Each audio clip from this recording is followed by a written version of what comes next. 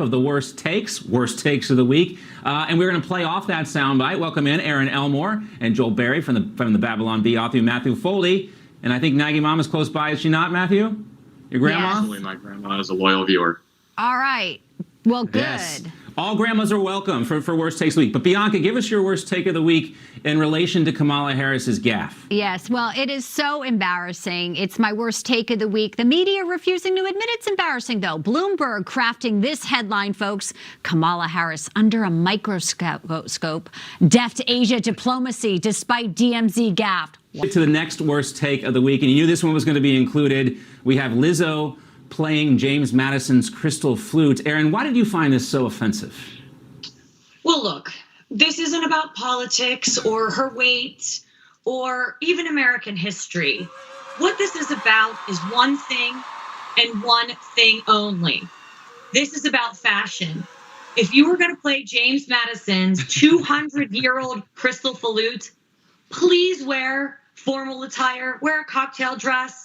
You can wear a thong, but wear it underneath of your clothing. I just think and by the way, the twerking, it's just a lot. It's too much.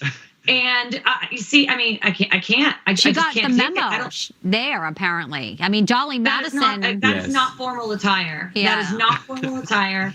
And by the way, just if I get a little dig in here, James Madison was he owned 100 slaves and never freed any of them. I'm going to drop the mic. That's all I have to say. Ooh.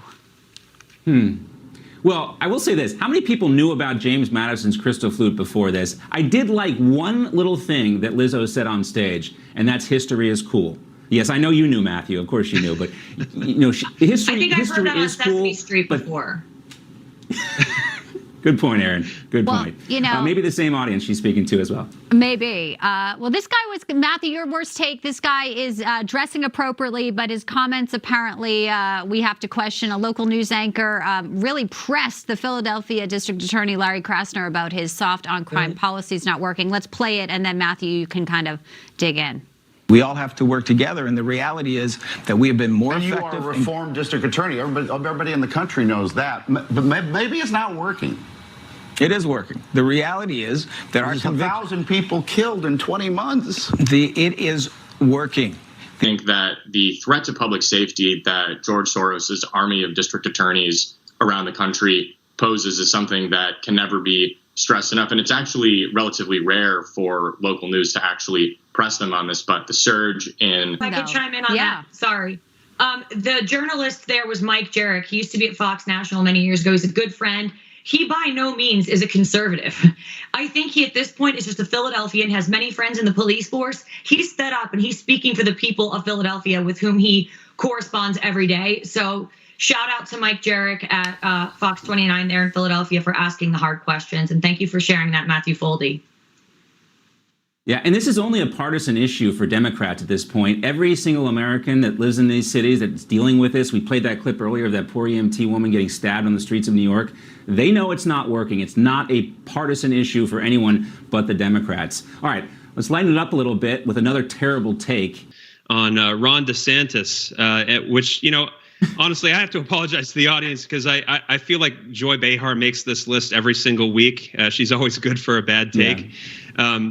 But seriously, I mean, Joy Behar, come on. I mean, I